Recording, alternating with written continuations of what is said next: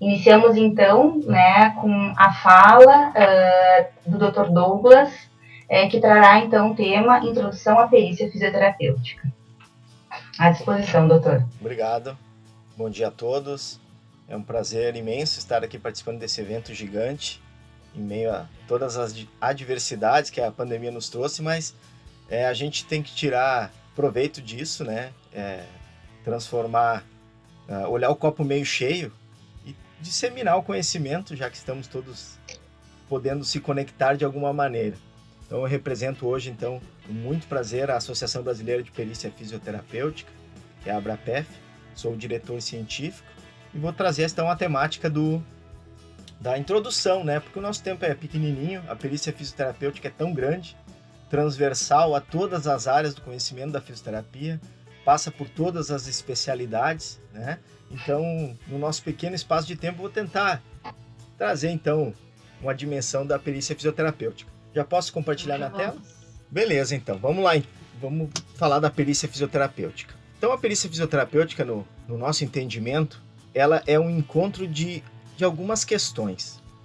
É o encontro do diagnóstico fisioterapêutico, da perícia propriamente dita e da legislação.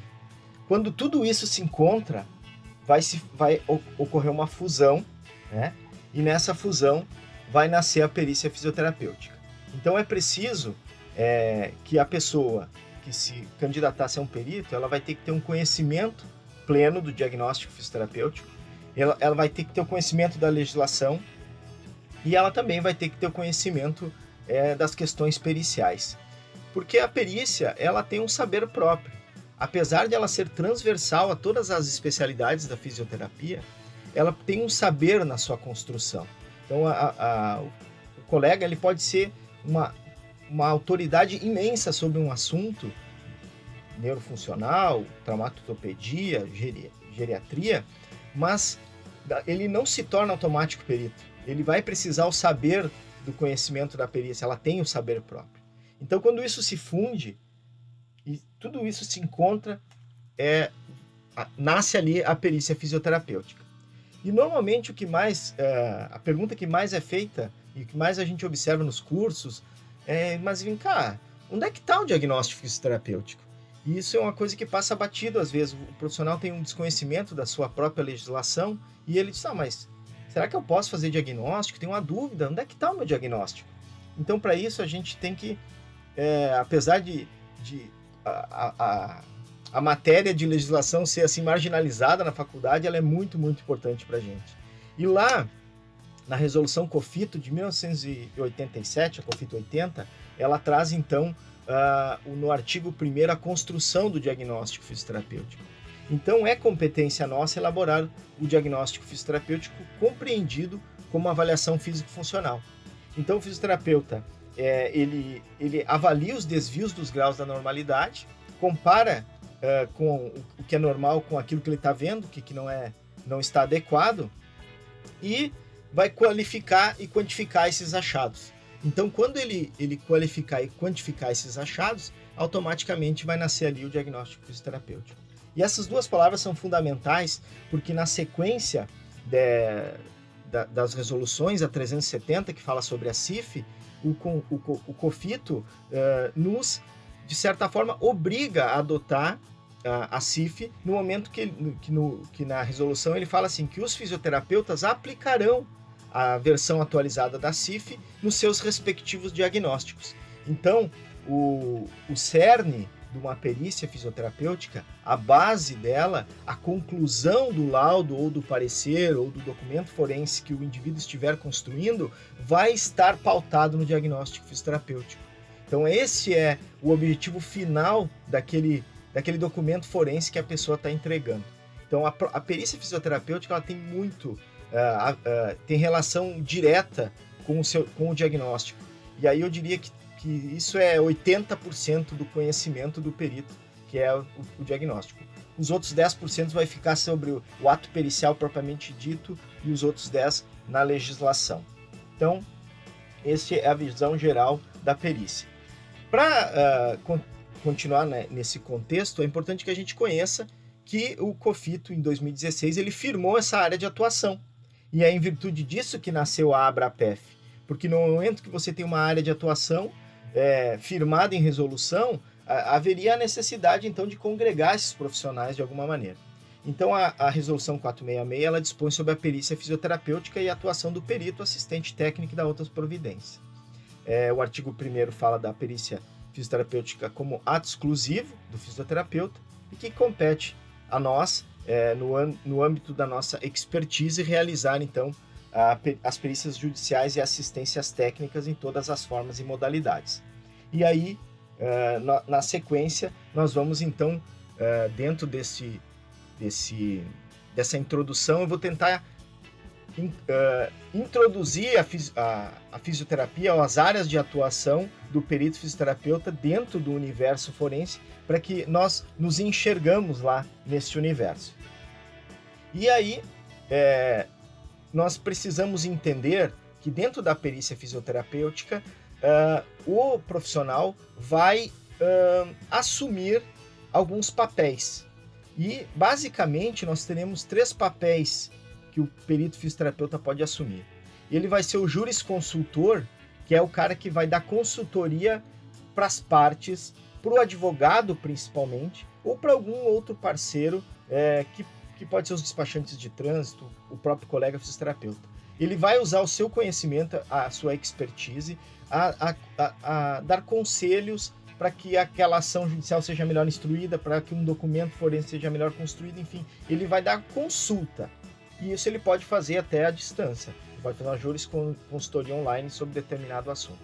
Ou ele vai assumir o papel de perito judicial, e aí ele será o perito do juízo, ele vai trabalhar para o juiz, ele vai ser o profissional de confiança do magistrado, ou ainda, como a legislação permite, o profissional vai poder assessorar uma das partes, porque num processo judicial você vai ter alguém que está acionando outro na justiça, você vai ter um autor e você vai ter um réu. E o autor e o réu podem ter pessoas para assessorá-los, e esse assessor vai se chamar assistente técnico. Então, sempre que o juiz nomear um perito fisioterapeuta para fazer um processo, automaticamente abre um campo de trabalho para 2 colegas fazer assistência entre as partes. Então, a cada perícia judicial que nasce uma área abre um campo de atuação para alguém assessorar uma das partes. Por quê? Porque o juiz vai comungar todos esses conhecimentos depois para fazer a sua sentença. Então, esses atores, esses papéis, melhor dizendo, que a gente pode assumir, o jurisconsultor, o perito judicial e o assistente técnico vai caber em todas as áreas. E aí nós vamos falar mais especificamente de cada área. Então, a perícia fisioterapêutica trabalhista é aquela que acontece na Justiça Especial, que é a Justiça do Trabalho, e lá nós teremos 2 áreas de atuação propriamente dita, que é a perícia fisioterapêutica no indivíduo, a avaliação físico-funcional do trabalhador, e a perícia ergonômica, que é aquela no local de trabalho.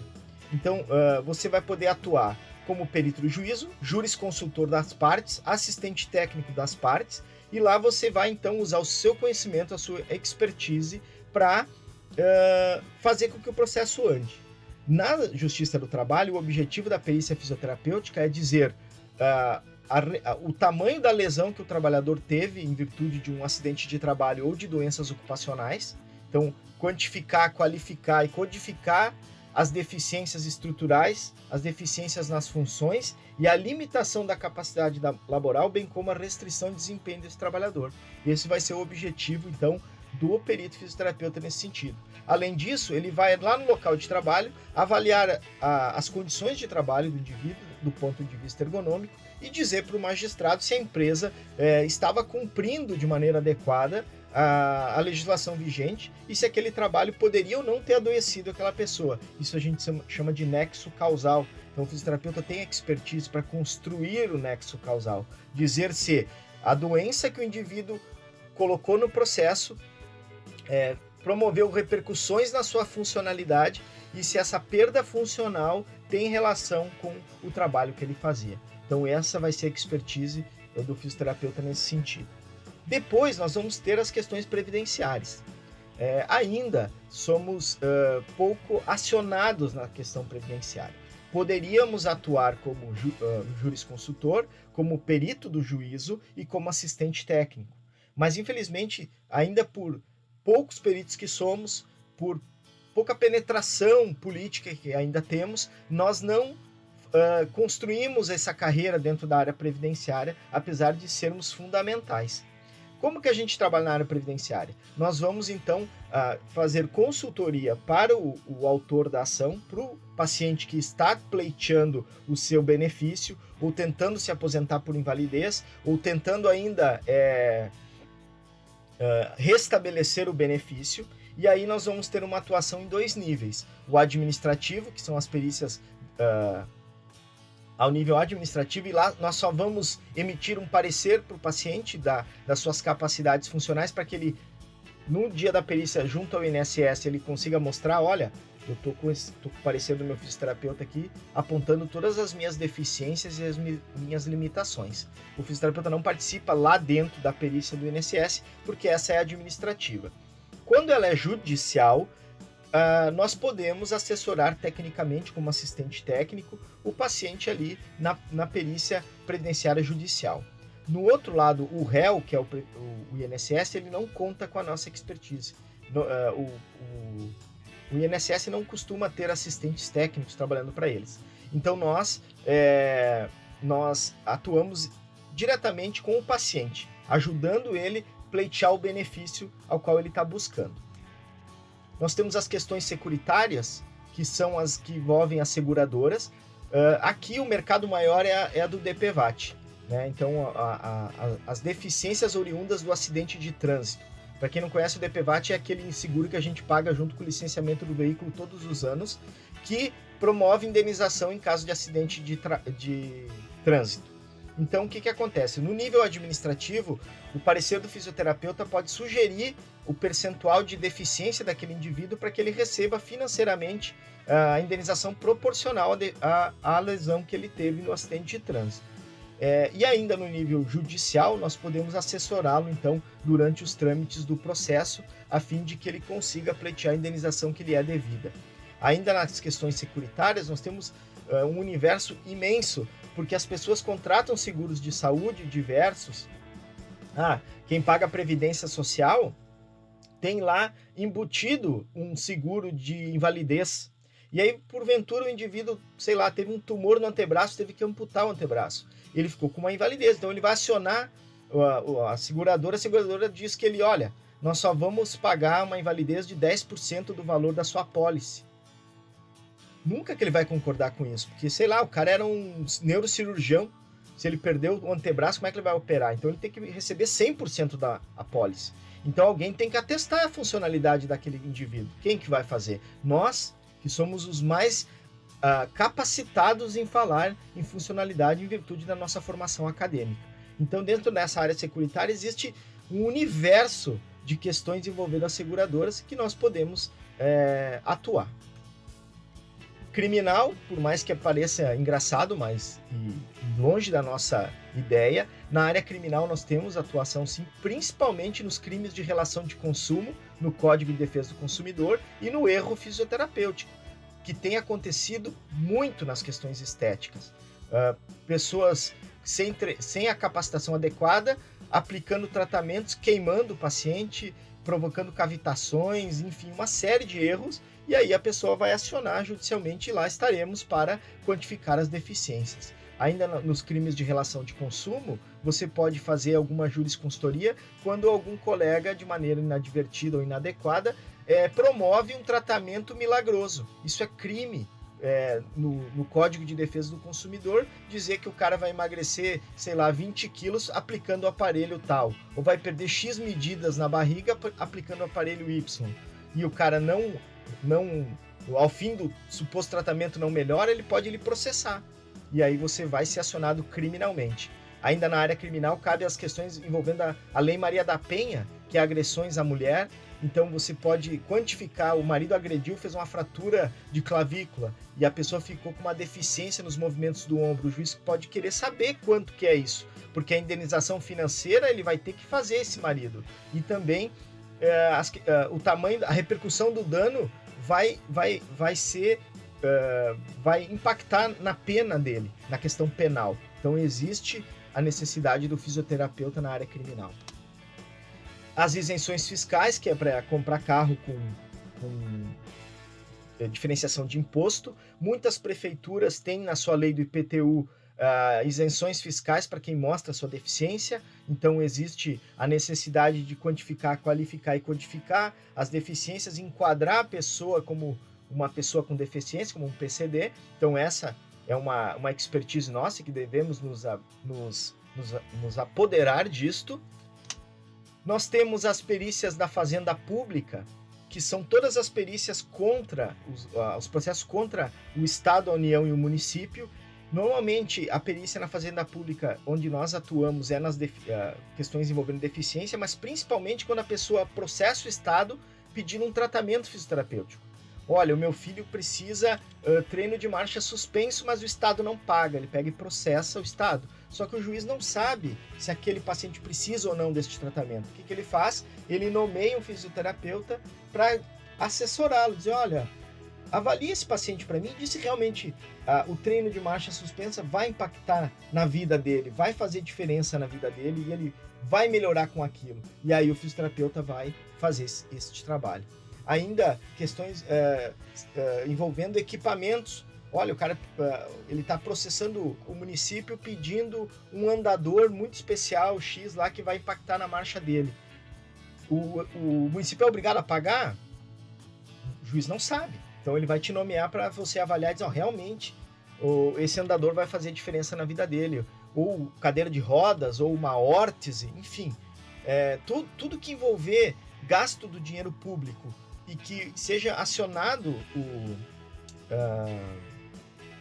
o órgão, o juiz vai pedir a nossa expertise para que seja dito se realmente ele deve mandar pagar ou não.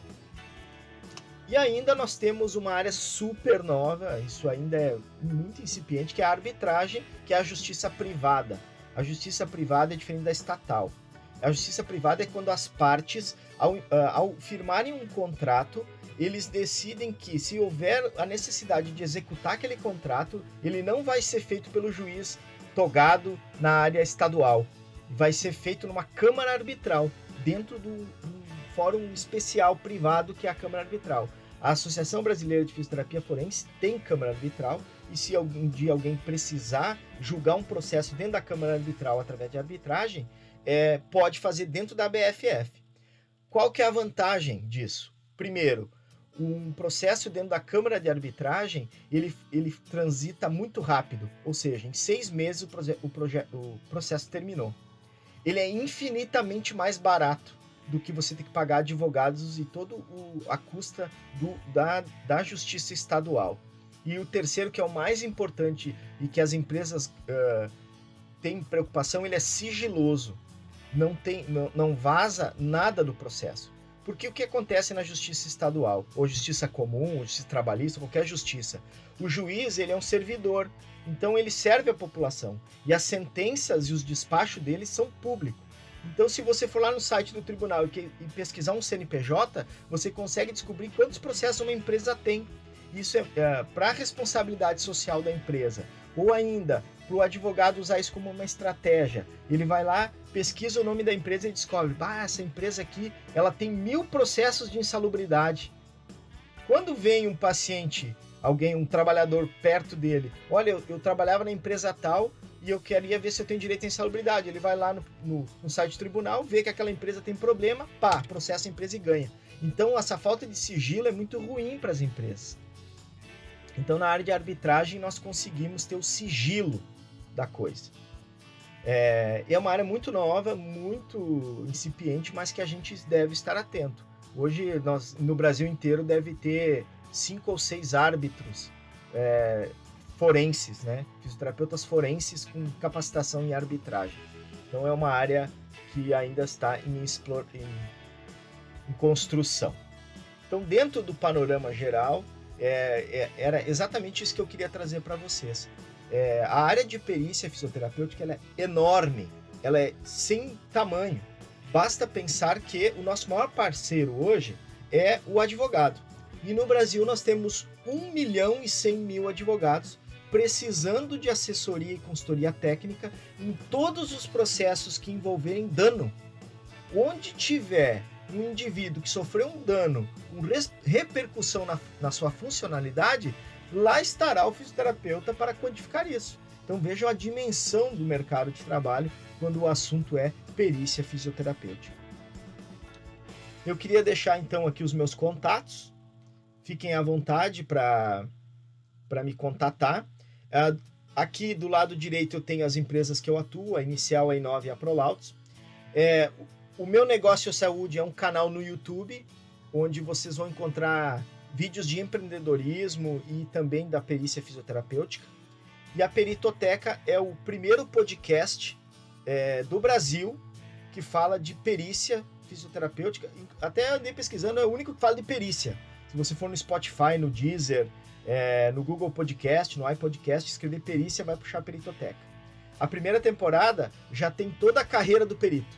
Se vocês, eu queria muito saber da área. Pode ouvir a Peritoteca, tu vai entender tudo do episódio 1 ao episódio 10, como que se constrói a carreira do perito fisioterapeuta. Nas redes sociais eu publico muito sobre perícia, no LinkedIn tem artigos sobre perícia. Então, assim, eu sou um apaixonado por perícia fisioterapêutica. Eu atuo em todas as esferas da perícia fisioterapêutica. Daquela florzinha que eu mostrei ali, eu já atuei em todas as áreas.